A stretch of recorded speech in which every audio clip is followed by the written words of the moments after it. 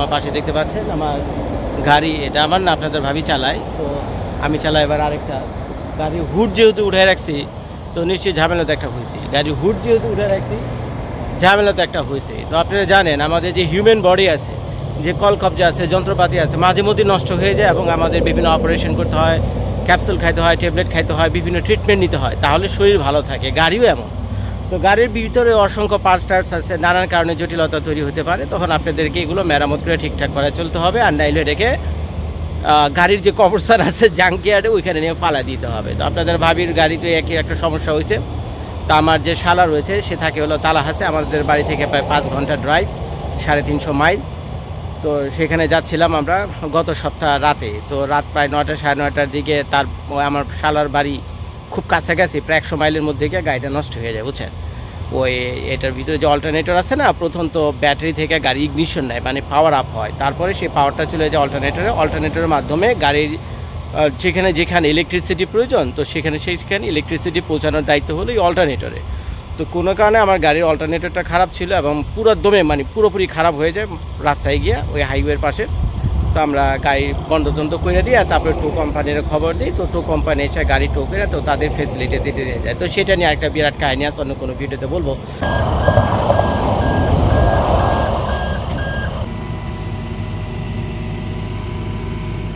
ওই যে ওখানে দেখছেন ওই যে আরেকজনের লাইট নিয়ে কী করতেছে জানেন? এটা যেহেতু হাইওয়ে, তো এর কারণে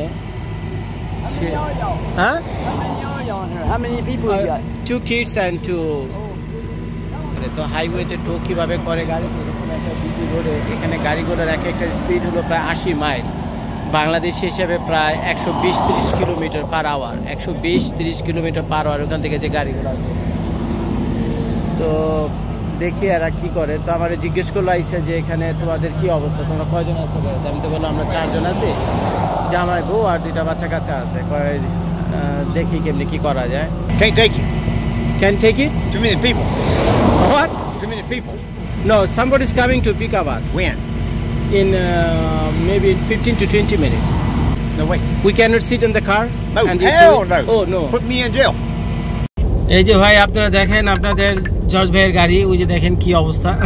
ওটাকে ট্রেইলার ধাক্কা টো ট্রাকের উপরে উঠে তারপরে ওই যে নিয়ে যেতেছে। দেখেন, আর তো জুম করে আমি দেখাতে পারবো না, এইগুলো অবস্থা দেখেন। ওই যে আমরা ওই এখন টো ট্রাকের পিছনে, মানে টো ট্রাককে ফলো করে যাচ্ছি, ওই এখানে একটা রিপেয়ার শপ আছে ওদের, তো সেখানে নিয়ে যাচ্ছে গাড়ি ঠিক করার জন্য। ভালো করে দেখেন, ওই দেখেন কি অবস্থা।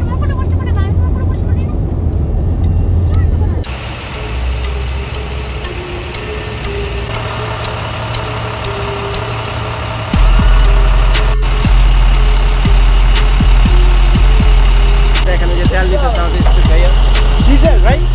It takes diesel. How big the tank is? তো আজকের এই ভিডিওতে যেটা আমি আপনাদেরকে বলতে যাচ্ছি যে এই গাড়িটা আমি নিজে কিভাবে ঠিকঠাক করলাম, নিজের গাড়ি নিজে কিভাবে ঠিক করলাম। তো এর আগে ওই যে টো কোম্পানি আছে, তারা যখন গাড়ি টো করে নিয়ে গেল সেখানে গত সপ্তাহে, তো তখন তারা চার্জ করছিল প্রায় আমাকে $1250 এই অল্টারনেটর লাগানোর জন্য। তো অল্টারনেটরের দাম ধরছে $400, আর তাদের ওই লেবার টেবার আবি যা কিছু আছে ওগুলো নিয়ে চার্জ করছে প্রায় $800। তো টোটাল প্রায় $1250 ট্যাক্স নিয়ে। তো এখন এই গাড়ি যখন আমি ওই জায়গা থেকে ওই আমার টো কোম্পানির ওইখানে আশেপাশে থেকে, নামটা হলো লেক সিটি আর কি, তো সেই সিটি থেকে যখন আমাদের সিটি প্রায় 200 মাইল দূরে, সেখান থেকে গাড়ি টো করে নিয়ে আসি, প্রায় $1000 দিয়েছিলাম টো কোম্পানিকে। তো টো কোম্পানি এসে আমার বাড়ির ড্রাইভওয়েতে এখানে রেখে গেছে। তো আশেপাশে কোম্পানিরও খবর দিলাম যে এই গাড়ি ঠিক করতে কত লাগবে। তো মোটামুটি সবাই বলে পার্টস যত তার সাথে যোগ করতে হবে আর $400-500। তো মোটামুটি ধরে রাখেন প্রায় $600-700 এটা ঠিক করতে খরচ হইতো এই আমার আশেপাশে এলাকাতে। তো এখন তো একটা তো বাম্বু খাইছি আমি ওই লেক সিটিতে, যারা কিনা গাড়ি ঠিক করছিল, তো তারা তো গাড়ি ঠিক করেনি, যে অল্টারনেটর তারা লাগেছে এবং আমার কাছ থেকে মিথ্যা কথা বলে টাকা নিছে। তো ওরা আদৌ অল্টারনেটর লাগেইনি, বা যদিও লাগিয়ে থাকে পুরনো অন্য গাড়ি থেকে একটা আনে লাগাইছে, যেটা ছিল ফল্টি। 50 মাইল চলার পর গাড়ি হাইওয়েতে আবার টোটাল বন্ধ হয়ে গেছে। তো যার ফলে আমাকে আরও $1000 জরিমানা দিয়েছে সেই গাড়ি হাইওয়ে থেকে আমার সিটিতে আনা পর্যন্ত, প্রায় 200 মাইল। ধরেন প্রায় ঢাকা থেকে চিটাগাং বা তার চেয়ে তো বেশি দূরে, মানে আপনাদের বোঝার সুবিধার্থে বললাম।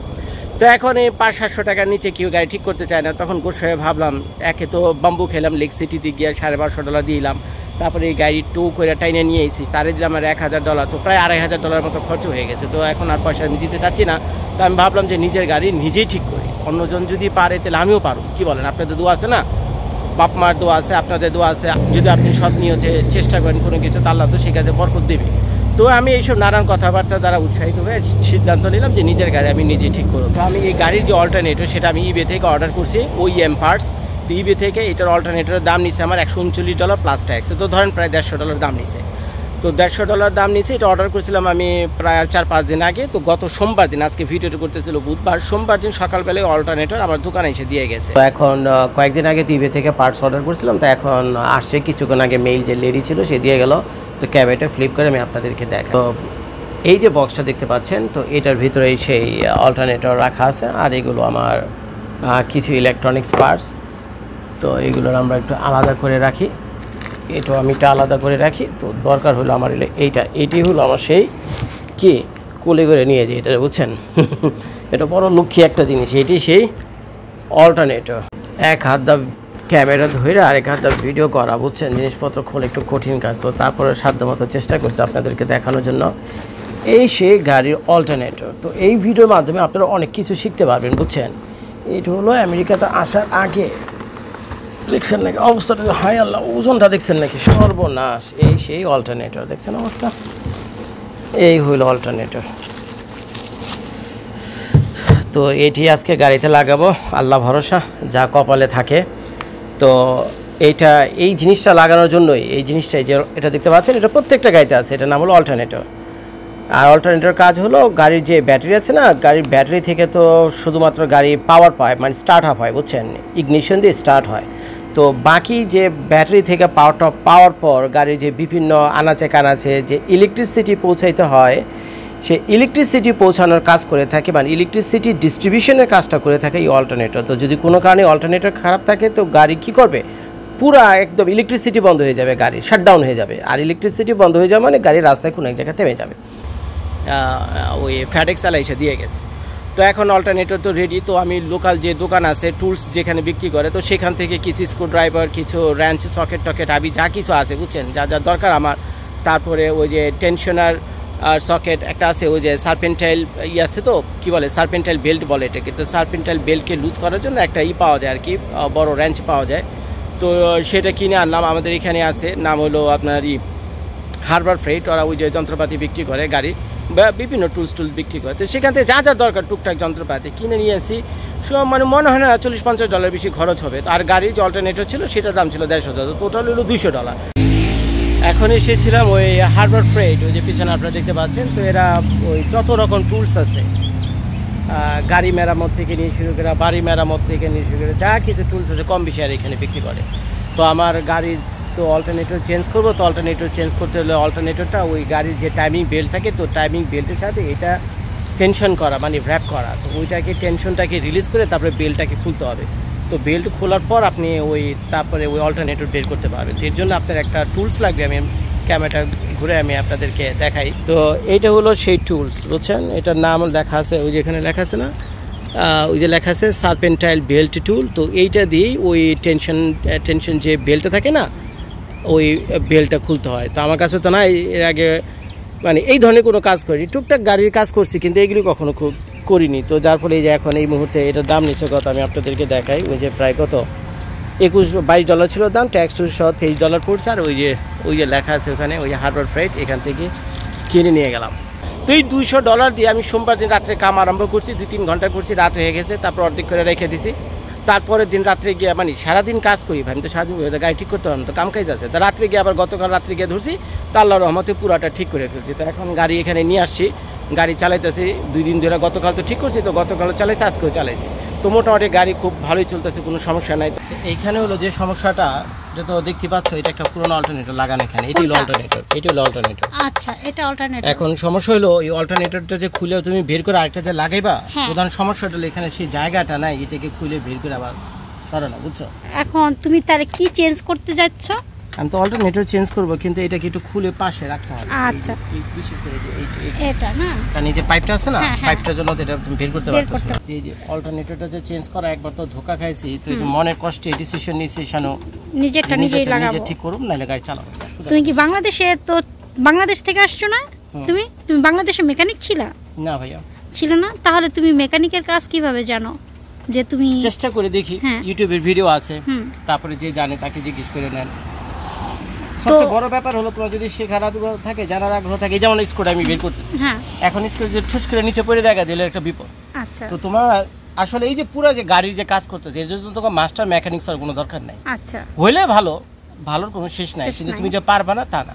তা না, আচ্ছা। ঠিক আছে, তুমি যদি চেষ্টা করো, হুম। এই দেশে কোনো জিনিস কি করে না, মেরামত করে না, রিপ্লেস করে। রিপ্লেস আর মেরামত এক জিনিস না। না। যেমন এটার ভিতর কয়েল ময়েল জ্বলে পুড়ে গেছে, তুমি কি এটা খুইলা কয়েল টয়েল লাগাবা? উত্তর না, না। এটা ফেলে দিয়ে নতুন এটা একটা করতেছি পার্টস না। লাগাই দিব। তুমি এটা ফেলে দিয়ে কি করবা? হ্যাঁ।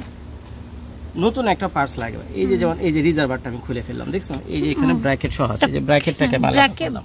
হ্যাঁ। ঠিক আছে, আমরা যে এই ভিডিও রিজার্ভটা করতেছি, আলাদা আছে না, হুম। এই যে এটার একটা লাইন গেছিল এখানে, আর একটা লাইন এখানে। এখন কোন লাইনটা? 15?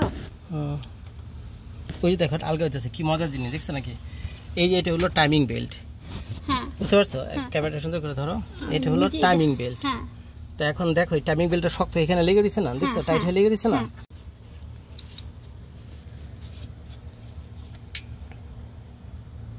খুলে গেছে এটা, তো এটা বের করা একটা চ্যালেঞ্জ হবে। এই যে এখন আস্তে আস্তে, এই যে ধীরে ধীরে কয় পয়রা গেল, রিস্ক পাইবা না ভিতরে। আর ওটা ছিল নিচে, অবশ্য একটা লাগবে না, নিচেরটা ছিল 14 মিলিমিটার। তো ক্যামেরাটা ঘুরে আমি আপনাদেরকে দেখ। তো এখন দেখেন, এই যে এটা হলো আমার গাড়ি, বুঝছেন? এটা হলো গাড়ি, এটা হলো ওই যে হন্ডা কোম্পানির গাড়ি। এটা হলো বিশাল বড় একটা ভ্যান, আপনারা বাংলাদেশে বলেন এটা মাইক্রোবাস, বাংলাদেশে এটা আপনারা বলেন হলো মাইক্রোবাস। তো এখন এই গাড়ি আমি একটা জিনিসটা দেখে, ওই যে ভিতরে দেখতে পাচ্ছেন না, কতটুকু আমি দেখাম, ওই যে র্যাক দেখা যায়, এই আঙ্গুলটা থেকে র্যাক একটা দেখা যায় না, দাঁত আলা। তো এইটি হলো অল্টারনেটর, বুঝছেন? তো অল্টারনেটর আপনি যদি যে কোনো রিপেয়ার শপে খুলতে যান, বাংলাদেশে কত টাকা লাগে এই অল্টারনেটর ঠিক করার জন্য আমি জানি না। তবে যে কোনো গাড়ি, বুঝছেন, যে কোনো গাড়ি মেনটেন্যান্সের প্রয়োজন। এটা মার্সিডিজ বলেন, BMW বলেন, হন্ডা বলেন, টয়োটা বলেন, ক্রাইসলার বলেন, জিপ বলেন, র্যাঙ্গলার বলেন, ঠিক আছে, শেভি বলেন, তারপরে যাই বলেন না কেন, তো প্রত্যেক গাড়িরই এই অল্টারনেটর একটা ইনিশিয়াল পার্টস 100-150 মাইলের পর এটা চেঞ্জ করতে হয়। যে কোনো সময় এটা ব্রেকডাউন হতে পারে, এটা কোনো ব্যাপার না। তা আমারও হয়েছে 2 দিন আগের পরে বলে হতে পারে। গত 15 বছর ধরে আমি আমেরিকাতে গাড়ি চালাই, কখনো রাস্তায় গাড়ি ব্রেকডাউন হয়নি, প্রথম লাইফ এক্সপিরিয়েন্স। এখন এই যে অল্টারনেটর কিনে নিয়ে আসি, তো অল্টারনেটর কিনে নিয়ে কালকে ওই সোমবার দিন রাতে আপনাদের ভাবি আমি দুজন মিলে এটা লাগাইলাম। তো খুব একটা কঠিন কাজ না, দেখে মনে হয়েছিল যেন কত কঠিন কাজ। আর গাড়ি যখন খুলবেন, এইসব যন্ত্রপাতি আপনাদের চোখে সামনে পড়বে, তখন তো মাথা খারাপ হয়ে যাবে, হায় আল্লাহ কী জানি কাজ, বুঝছেন, কী জানি কাজ। আসলে গাড়ির কাজের অনেক সহজ একটা কাজ। এই গাড়ির মেকানিক্সরা যে পরিমাণ পয়সা আমেরিকাতে কামায় আপনি চিন্তা করতে পারবেন না। এটা অত্যন্ত সহজ একটা কাজ, দেখে মনে হয় না কত জটিল, যে ওইটার ভিতরে আপনি যাবেন কিনা, বিরাট বড় একটা পুতার মতো দেখতে, বুঝছেন? আমি দেখাবো না, ভিডিও দিলে ওভার দিয়ে দেবো না, বিরাট একটা দেখতে পুতার মতো। তো ওইটি হলো অল্টারনেটর। তো ওইটারে খুইলে তারপরে আমি আবার নতুন একটা লাগে, তারপরে যা যা করার দরকার আমি এখানে করছি। তো এখানে আছে আপনার ওই যে পাওয়ার স্টিয়ারিং হুইলের যে ফ্লুইড রিজার্ভার, এটা হলো সেটা, আর এটা হলো কুলেন্ট রিজার্ভার, বুঝছেন? তো এই দুটাকে আমি খুলছি, খুলে রেখে পাশে সরাই রাখছি। তারপর ওইখানে কিছু 10 মিলিমিটার, কোনোটা 12 মিলিমিটার, কোনোটা 14 মিলিমিটার। তো এরকম বিভিন্ন স্ক্রু নাট আছে আর কি। তো নাটগুলো সকেট দিয়ে খুলে টিলা, তারপরে ব্যাটারি করে নতুন একটা সুন্দর লাগাই দিয়েছে। আর এই যে এখানে ইলেকট্রিক প্লাগ সবই আছে এখানে, বুঝছেন? ইলেকট্রিক প্লাগটা এখান থেকে লাগানো। তো এই আর কি খুলে মিলা লাগাইছি। গাড়ি তো ঠিকঠাক করছে, আমি ভয়েস স্টার্ট দিই না, বুঝছেন? গাড়ি তো ঠিকঠাক করছে, ভয়েস স্টার্ট দেই না, কারণ এই যে এই কাজটা মানে বড় বড় মেকানিক যারা সচরাচর তারা করে থাকে, এটা একটু জটিল কাজ। পরে আমি যখন করছি তখন আমি বুঝতে পারিনি যে জটিল। কইরা যখন শেষ কইরা মানে ফিনিশিং দিয়ে দিয়েছে, তখন আমার কাছে মনে হয় হ্যাঁ আল্লাহ, আমি তো হঠাৎ করে একটা বিরাট জটিল কাজ করে ফেলে যে নিজের অজান্তে। এখন না, গতকাল রাতে তো ঠিকঠাক করছি, রাত হয়ে গেছে 9টা 9:30 বাজে, বাইরে মশায় আমার ইচ্ছা মতো ঘিরা ধরছে। আমেরিকায় যে মশা চিন্তা করতে পারে না। এই আমেরিকার সরকার মশার ওষুধও দেয় না, আপনাদের বাংলাদেশে তো মাঝে মাঝে মশার ওষুধ দেয়, আমেরিকাতে দেয় না। তো মশার কামড় খেয়ে গত রাত্রে আমি ঠিক করছি, আমি ভয় দিইনি স্টার্ট। আমি প্রশ্ন করবেন জজ ভাই কেন গাড়ি তো ঠিক করছেন, ভয়েস স্টার্ট দেন? ভয়েস স্টার্ট দেন এই কারণে, কারণ আমি তো জীবনে ঠিক করিনি। তো হঠাৎ গাড়ি যদি পাওয়ার দিয়ে স্টার্ট করে গাড়ি যদি বাস্ট হয়ে যায়, তখন আমি কী করব? কারণ কী ঠিক করছি আমি নিজে জানি না। তা আমি তো 2-4টে ইউটিউব ভিডিও দেখছি, আর বাকিটা হলো নিজের মাথা ব্যবহার করছি, আল্লাহ যে মাথাটা দিছে সে মাথাটা ব্যবহার করছি, আর বাকি 2-4টা ইউটিউবের ভিডিওর সাহায্য নিয়েছি, এছাড়া তো আমি কিছুই করিনি।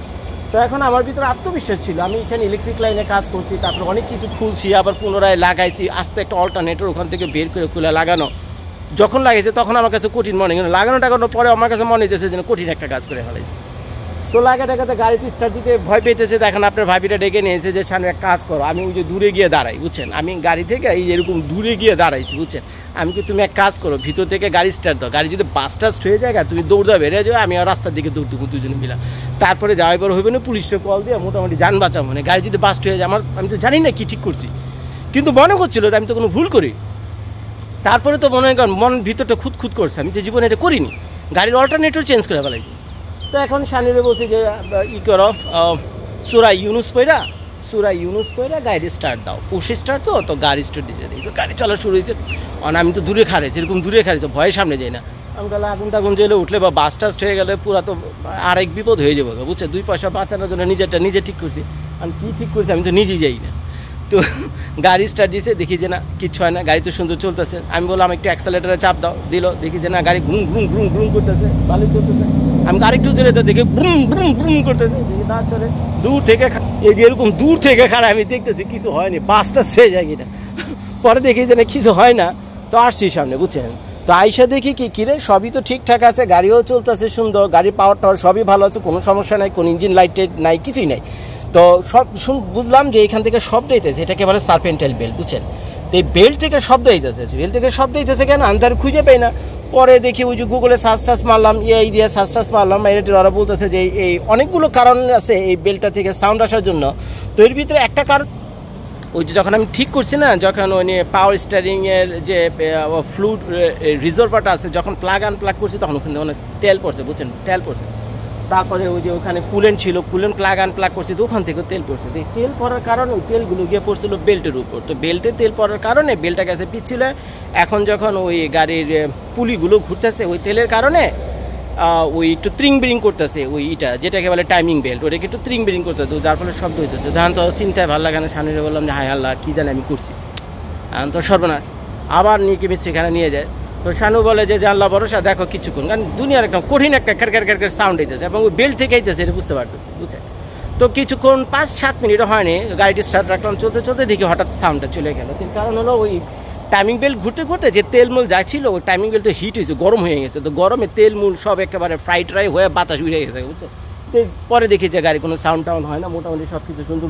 চলতেছে, আর কোনো ঝামেলা টামেলা নাই, তো মোটামুটি আমি গাড়িটা ঠিক করতে পারছি। তো ভাই এটা আমার জীবনের একটা বড় সফলতা, এই জন্য আপনাদের শেয়ার করলাম। সবসময় তো পলিটিক্যাল ভিডিও করি, আমেরিকার বিভিন্ন রাস্তাঘাট, মানুষজন, বিভিন্ন কাস্টম সোসাইটি, কালচার, এগুলো দেখায়, তো এটা ভাই আমার এখানে পার্সোনাল ভিডিও, অনেক আনন্দ নিয়ে ভিডিওটা করছে, বুঝছেন, তুই একটা কমেন্ট করেন আপনারা, একটু উৎসাহ দিয়েন, আমার উৎসাহ দিয়েন, এবং আপনারা নিজেদের কাজ নিজে করার চেষ্টা করেন, যে কাজটা আমি করছি, আমি যদি এখন এই একই কাজ আরেকজনের করে দিই, আমি কিন্তু এখন অভিজ্ঞ, এক্সপিরিয়েন্স, আমি অলরেডি একটা করছি, আরেকটা করলে আরও এক্সপিরিয়েন্স হবো, আরেকটা করলে আরও এক্সপিরিয়েন্স করবে, এইভাবে একের পরে কাজ যখন করতে থাকবেন তখন আপনি দক্ষ হয়ে যাবেন, you are skilled auto car mechanics, আপনি একজন ভালো মেকানিক্স আপনি যদি একই কাজ বারবার করেন। এখন মনে করেন এই কাজটা আমি করছি, এখন আমার দোস্ত বন্ধু বান্ধব আত্মীয় স্বজনকে যদি করে দিই, না বললে তো 200 টাকা একেবারে মুফতে দিয়ে দিবে, বুঝছেন, 200 টাকা না চাইলেও দিয়ে দিবে।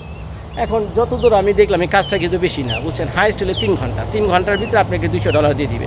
এখন ওরা যদি মেকানিক্সের কাছে নিয়ে যায় হয়তো $400 চার্জ করে, তারা আমার দোস্ত মনে করে, আত্মীয় স্বজন, পাড়া প্রতিবেশী মনে করে $200 দেয় না, এরকম দেয় তো তুই করা যায়। তো এখন মনে করেন আমি যে কাজটা শিখছি, এই যে আজকে অল্টারনেটর চেঞ্জ করছি, 2 দিন পর যদি গাড়ি টাইমিং বেল্ট চেঞ্জ করি, তারপরে 3 দিন পর যদি ওয়াটার পাম্প চেঞ্জ করি, তারপরে যে আরও কত টুকটাক কাম আছে, বুঝছেন, এগুলো যদি একটা করি তো আমি তো দক্ষ হয়ে গেলাম। কিন্তু যদিও আমার এটা প্রফেশন, আমার অন্য প্রফেশন আছে, তো এইভাবেই মানুষ শিখে। তো আপনারা যখন আমেরিকাতে আসবেন এরকম গাড়ির কাজ খুব ভালো মতো শিখে আইসেন, বুঝছেন, গাড়ির কাজ ভালো মতো শিখে আইসেন। বর্তমানে আমেরিকাতে এই মুহূর্তে যখন আমি ভিডিওটা করছি সেপ্টেম্বর মাসের 23 তারিখে, তখন একজন এই অটো মেকানিক্সের 1 ঘন্টায় রোজগার হলো $125, 1 ঘন্টায় রোজগার, 1 ঘন্টায় রোজগার হলো $125। তো আপনার কাজের অভাব হবে না, বুঝছেন, কাজের অভাব হবে না, এবং আপনি কাজ করে কুল পাবেন না, মানুষ লাইন ধরে থাকবে এইসব কাজ যদি আপনারা শিখে আসেন। তো আমার লাইফের এক্সপিরিয়েন্স আমি আপনাদের সাথে শেয়ার করলাম, আপনাদেরকে উৎসাহ দিলাম, আল্লাহর রাস্তা আপনাদের পায়ে ধরে অনুরোধ করে আমেরিকাতে আসার সময় হাতের কাজটা শিখেছে, বিশেষ করে গাড়ি মেরামতের কাজটা শিখেছেন।